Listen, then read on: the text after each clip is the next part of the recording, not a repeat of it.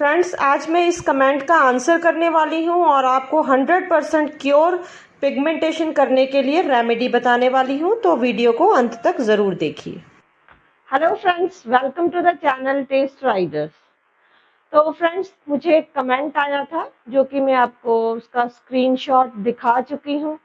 उन्हें बड़ी कंफ्यूजन थी कि पिगमेंटेशन और मलाज़मा में क्या फ़र्क होता है। तो बहुत ही सिंपल लैंग्वेज में मैं आपको बताने जा रही हूँ कि मलाज़मा और पिगमेंटेशन में क्या फ़र्क होता है। पिगमेंटेशन बहुत तरह की होती है, उसकी बहुत सारी टाइप्स हैं। उसी टाइप में से एक जो है वो मलाज़मा है। जिस तरह मैं आपको सिंपल से सिंपल लैंग्वेज में इस तरह समझाना चाहूँगी, जिस तरह हमारे घर में बहुत सारे फैमिली मेंबर्स होते हैं। उन्हीं फैमिली मेंबर्स में अगर हम जॉइंट फैमिली में हैं तो बड़ा ही इजीली आप समझ पाओगे कितने सारे बच्चे होते हैं। बट सारे बच्चे जो हैं उनकी आदतें, वो सारी हैबिट्स अलग अलग होती हैं। कोई जिद्दी होता है, कोई इमोशनल होता है। किसी को प्यार से आप काम करवा सकते हो, किसी को आप डांट के काम करवा सकते हो और किसी को आप समझा के काम करवा सकते हो। तो इसी तरह पिगमेंटेशन भी बड़ी तरह का होता है, जिसको आप क्योर भी कर सकते हो, जिसको आप प्रिवेंट भी कर सकते हो और जिसको आप बड़े ही तरीके से अपने लाइफस्टाइल को बदल के उसको आप जो है फैलने से रोक सकते हैं। तो वही फर्क है पिगमेंटेशन और मेलाज़मा में। जो पिगमेंटेशन है, अगर आपकी सुपरफिशियल लेयर में है तो वो बहुत ही अच्छा बच्चा है, जिसको आप समझाओगे, उसकी केयर करोगे तो वो जल्दी से बात को मान जाएगा। और मेलाज़मा वो जिद्दी बच्चा है कि जिसको आप जितना मर्जी समझा लो, जितना मर्जी, जब तक उसके दिमाग में से आप वो बातें जो गलत है उनको नहीं निकालोगे, वो आपकी बात सुनने वाला नहीं है। उसी तरह से जो हाइपर पिगमेंटेशन है, अगर वो आपकी सुपरफिशियल लेयर में है तो अगर उसका जो कारण होता है वो भी बाहरी होता है, कि जिस तरह से सन टैन हो गया, आप कौन कौन सी क्रीमें यूज कर रहे हैं, आप किस तरह का मॉइस्चराइजर यूज कर रहे हैं, आप धूप में कितनी देर रह रहे हैं, आपका जो काम करने का जो तरीका है वो कैसा है, आप किस एटमॉस्फेयर में रह रहे हैं, आप किन लोगों के बीच रह रहे हैं, आप अपनी पर्सनल हाइजीन कितनी रखते हैं। तो ये जो बाहरी चीजें हैं ये अफेक्ट करती हैं पिगमेंटेशन को।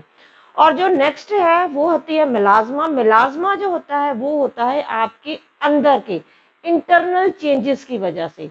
इंटरनल चेंजेस जो है वो मेल्स में भी आते हैं, फीमेल्स में भी आते हैं, दोनों में ही आते हैं। तो जो उसका सबसे मेन रीजन होता है मेल्स में भी और फीमेल्स में, वो होते हैं हार्मोनल चेंजेस। हार्मोनल चेंजेस जब भी आएंगे, अगर वो आपकी बॉडी को डिस्टर्ब कर रहे हैं, उनको आप किसी भी तरीके से, एक नेचुरल जो साइकिल होता है हर चीज का, उसको आप रोकने की कोशिश करोगे कोई भी मेडिसिन लेके, तो वो आपको ओवरफ्लो कहीं ना कहीं वो हार्मोन्स होंगे। तो फीमेल्स में जिस तरह से मैं हर वीडियो में आपको बता चुकी हूँ कि हार्मोनल बैलेंस, अगर आप पिल्स लेते हैं, ठीक है, तो उससे क्या होता है, और इस्ट्रोजन लेवल बढ़ जाता है। इस्ट्रोजन लेवल जब बढ़ता है, या जिनको पीरियड्स अच्छी से नहीं आते हैं तो उनका भी जब इस्ट्रोजन लेवल बढ़ जाता है तो उसके कारण मेलानिन जो है वो बढ़ने लग जाता है। मेलानोसाइट्स जो सेल्स हैं वो बहुत ज़्यादा एक्टिव हो जाती हैं, हाइपर एक्टिव हो जाती हैं और काम करना बहुत ज़्यादा तेज कर देती हैं। तो जब वो ज़्यादा काम करेंगी तो स्किन पे जहाँ पे भी वो इकट्ठा होती रहेंगी, मेलानिन जब इकट्ठा होता रहेगा तो वो धीरे धीरे नजर आना शुरू हो जाएगा। और जब वो नजर आएगा तो उससे क्या होगा कि आपको दिखेगा, तो उसको खत्म करने के लिए आपको स्किन की हर लेयर को क्लीन करना होगा। और कुछ और कारण भी हैं, जिस तरह कई को न्यूरोलॉजिकल डिसऑर्डर्स होते हैं। तो न्यूरोलॉजिकल डिसऑर्डर्स में क्या होता है, दिमाग से रिलेटेड आपको कोई भी प्रॉब्लम है तो उसके ऊपर भी मैंने एक जो है एंग्जाइटी, डिप्रेशन, उसके ऊपर भी वीडियो बना रखी है। उसको आप अच्छी से समझना चाहते हो, डिटेल में समझना चाहते हो, तो आप वो वीडियो देख सकते हैं। तो वो भी कारण जो है इसके लिए बहुत ही बड़ा एक मैटर, बहुत ही बड़ा एक कारण माना जा रहा है। कई लोगों को होती है डिप्रेशन एंजाइटी के लिए टेबलेट्स आती हैं, डॉक्टर ने एक बार आपको लिख दी, चलो ठीक है एक बार लिख दी आपके माइंड को रिलैक्स करने के लिए। पर लोग क्या करते हैं कि जब भी माइंड के ऊपर थोड़ा सा प्रेशर पड़ा या दिमाग खिंचा खिंचा सा रहने लगा तो वो दवाई फिर से लेना शुरू करते थे। तो वो भी गलत है, वो दोबारा दोबारा नहीं लेनी होती है। कई लोगों को एपिलेप्टिक जो है मेडिसिन लेते हैं, जिनको मिर्गी के दौरे पड़ते हैं, वो मेडिसिन जो लोग ले रहे हैं तो उनमें भी मेलाज्मा पिगमेंटेशन स्किन में कई चेंजेस आते हैं, तो वो रिसर्च में पाया गया है। तो ये सब चीजें तो हो गई कि मेलाज्मा और पिगमेंटेशन में क्या फर्क है। तो मेरे फ्रेंड जिन्होंने मुझे कमेंट किया था, शायद वो पूरी अच्छी से समझ पाए होंगे। अगर फिर भी आपको उसमें से कोई डाउट है तो आप मेरे को कमेंट कर सकते हैं, मैं आपका डाउट और अच्छी से क्लियर करने की कोशिश करूंगी। तो फ्रेंड्स अब आ जाते हैं कि इसके लिए हम रेमेडीज, जो पिगमेंटेशन है, अगर आपकी सुपरफिशियल पिगमेंटेशन है, टैनिंग है, किसी वजह से आपका जो स्किन है वो काली पड़ने लग जाती है, तो पहले तो उसका एक इंटरनल कॉज, जो मैं हर बार बोलती हूँ, एक बार आप डॉक्टर के पास जाइए। गायनी की प्रॉब्लम है तो गायनी वाले डॉक्टर के पास जाइए, अगर हार्मोनल प्रॉब्लम है तो हार्मोन्स अपने चेक करवाइए, इंडोक्राइनोलॉजिस्ट के पास जाइए। तो ये सब चीजें, अगर आपको डिप्रेशन रहता है तो न्यूरोलॉजिकल डिपार्टमेंट में जाइए, साइकेट्रिस्ट के पास जाइए। मतलब अगर आप अपने आप को पहले खुद जज कीजिए कि आपकी प्रॉब्लम क्या है, तो उस डॉक्टर के पास जाइए। अगर कुछ नहीं समझ आता तो सिंपल डॉक्टर के पास जाइए, आप मेडिसिन वाले डॉक्टर के पास जाइए, वो आपको सारा कुछ इजीली समझा देंगे। उन्होंने कहाँ आपको रिकमेंड करना है वो आपको आगे रिकमेंड कर देंगे। तो फ्रेंड्स अब मैं आ जाती हूँ अपनी एक नेचुरल रेमेडी की ओर। तो वो नेचुरल रेमेडी क्या है, तो उसके लिए आपने क्या करना है, एक अनियन ले लेना है। अनियन का जूस आपने अच्छी तरह से निकाल लेना है और अनियन के जूस को निकाल कर उसको स्ट्रेन कर लेना है। स्ट्रेन करने के बाद आपने जो है एक ब्रश ले लो या फिंगर्स ले लो या कॉटन स्वैब ले लो, जैसे भी आपको इजी लगे, तो पूरे फेस के ऊपर वो अनियन का जूस लगा देना है।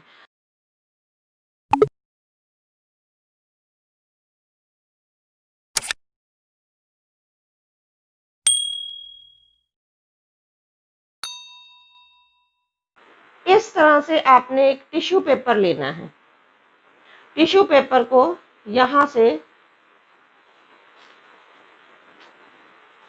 आंखें आपने अपने फेस के साइज के हिसाब से, मैं आपको सिंपली सिर्फ बता रही हूं, और इस तरह से रख लेना है ऐसे, ठीक है। तो इस तरह से आपने इसको रख लेना है।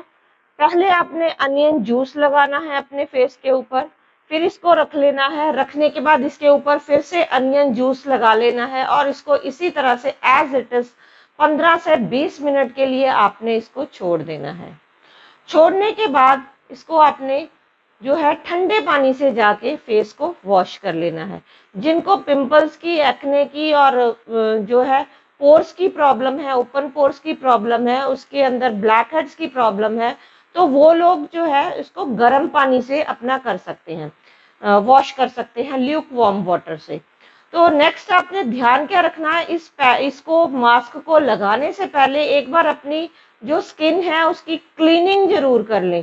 क्लीनिंग कर के फेस को एक अच्छे से माइल्ड सोप के साथ वॉश कर लेना है। वॉश करने के बाद उसको आपने गर्म एक पानी ले लेना है। गर्म पानी में एक कपड़ा डिप करके, टॉवल डिप करके उसको फेस के ऊपर रख लेना है, ताकि जो आपके यहाँ पर पोर्स में जो भी गंदगी होगी वो पहले बाहर आ जाए, तभी ये काम करेगा। अगर आपके पोर्स क्लॉग्ड है और ये आप लगा रहे हो तो स्किन, उसके अंदर स्किन कैसे अब्सॉर्ब करेगी अगर कोई चीज ही ब्लॉक है। तो कुछ भी आप, कोई भी फेस पैक कुछ भी लगाते हो तो सबसे पहले अपने फेस को क्लीन करना बहुत जरूरी होता है।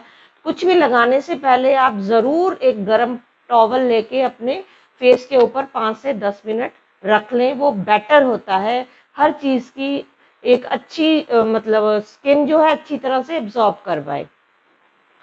तो फ्रेंड्स नेक्स्ट आ जाता है, नेक्स्ट आपने क्या करना है, नेक्स्ट आपने करना है मुलट्ठी ले लेनी है। मुलट्ठी, मुलट्ठी लेकर 1 पिंच उस मुलट्ठी की आपने लेनी है, ओनली 1 पिंच। हाफ कप आपने पानी बॉयल करना है, उसमें मुलट्ठी डालकर एक उबाल आने तक, एक उबाल आ गया उसके बाद आपने रोज ये फेस पैक लगाने के बाद वो वाला पानी जो है आपने पीना है।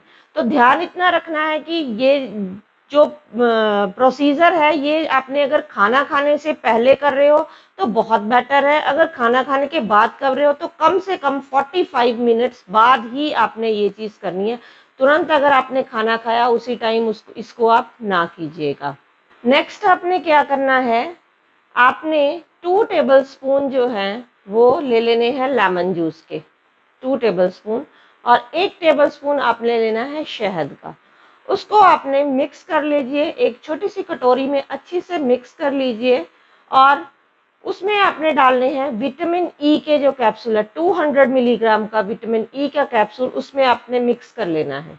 ठीक है, खाने वाला कैप्सूल, लगाने वाला विटामिन ई नहीं लेना है, खाने वाला कैप्सूल आपको मिल जाएगा 200 मिलीग्राम का। आप स्टार्टिंग 200 मिलीग्राम से कर सकते हैं, धीरे धीरे अगर वो एडजस्ट कर रहे हैं तो आप 400 मिलीग्राम तक भी जा सकते हैं, कैप्सूल आप ले सकते हैं। तो उसको अब अगर एज इट इज ही खाना चाहते हो तो एज इट इज खा लो, नहीं खा सकते हो तो उसके ड्रॉप्स जो हैं प्रिक करके उसको, उसके ड्रॉप उसमें मिक्स कर लीजिए और फिंगर के साथ उसको आपने अपनी जीभ पे रखकर धीरे धीरे से चाटना है। और उसको चाटते वक्त जो मेन चीज का ध्यान रखना है, 20 मिनट से लेके 25 मिनट्स, 20 से 25 मिनट, आधा घंटा भी हो जाए तो कोई बात नहीं, 20 से 25 मिनट तक आपने उसको धीरे धीरे से जो है टंग के ऊपर रखकर उसको चाटते रहना है।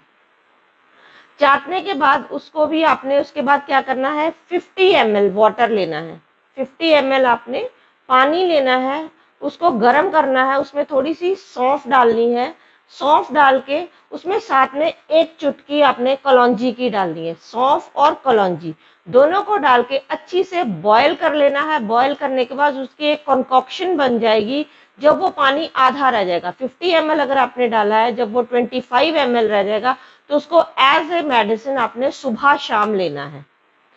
तो ये दिन दोनों चीजें करने से आपकी जो स्किन है वो चमकने लग जाएगी। तो साथ में बट एक चीज का ध्यान और रखना है कि आपको अपनी डाइट का बहुत ध्यान रखना है। फ्रूट्स एंड वेजिटेबल जितनी हो सके उतनी खाइए, कम से कम पूरे दिन में 1 से 1.5 किलो फ्रूट और वेजिटेबल्स अगर आप खा सकते हैं तो आपको कोई भी मेडिसिन लगाने की, कुछ भी लगाने का, कुछ भी खाने की जरूरत ही नहीं पड़ेगी। तो वो जो फ्रूट एंड वेजिटेबल्स है वो ही मेडिसिन से भी ऊपर काम करने वाली है। साथ में आप जरूर एक्सरसाइज जरूर करें, क्योंकि स्किन में से, हमारी बॉडी में से फ्री रेडिकल्स को, गंदगी को बाहर निकालना बहुत जरूरी है। अगर आप अपनी अंदर से क्लीन करोगे अपने आप को तो आपकी स्किन के ऊपर आप जो मर्जी भी लगाओगे वो इफेक्ट करेगी। अगर आप अंदर से क्लीन नहीं करोगे, कई लोग कमेंट करके पूछते हैं मुझे ये प्रॉब्लम है, मुझे ये प्रॉब्लम है, तो सबसे पहले ध्यान रखो कि भाई अपने आप को अंदर से क्लीन करो। जब अंदर से ही आपकी जड़ी ठीक नहीं है, जड़ी सड़ी हुई है, तो क्या पौधे में फल कैसे लगेंगे। ठीक है ना फ्रेंड्स। तो उसके बाद भी अगर आपकी कोई भी क्वेरी हो, किसी और टॉपिक के ऊपर आप वीडियो चाहते हो तो मुझे कमेंट करके जरूर बताइएगा। तो फ्रेंड्स आज के लिए इतना ही, मिलते हैं अपनी नेक्स्ट वीडियो में। Till then bye, stay happy and healthy. और जिन्होंने मेरा चैनल सब्सक्राइब कर लिया है उनका तहे दिल से धन्यवाद, और आपका सपोर्ट जो मुझे मिल रहा है, मुझे उसके लिए आपका बहुत बहुत धन्यवाद। तो फ्रेंड्स जिन्होंने सब्सक्राइब नहीं किया है वो मेरे चैनल को सब्सक्राइब कर दीजिए ताकि सारी नोटिफिकेशन सबसे पहले आपको मिले।